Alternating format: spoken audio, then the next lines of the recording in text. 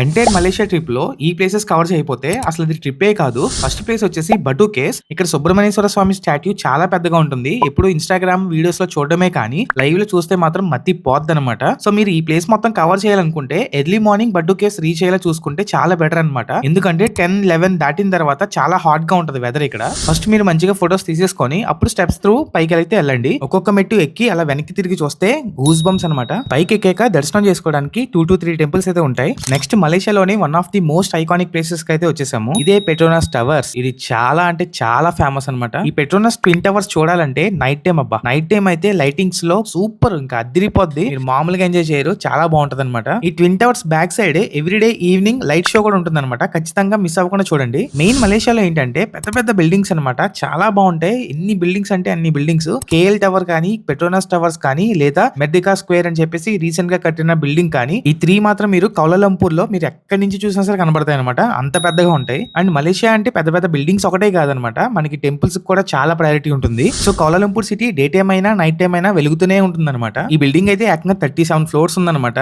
Current పోతే ఏంటో. మరిన్ని మలేషియా వీడియోస్ రాబోతున్నాయి. ఇన్ కేస్ కంటెంట్ నచ్చితే సబ్స్క్రైబ్ అయితే చేసుకొని స్టే ట్యూన్డ్.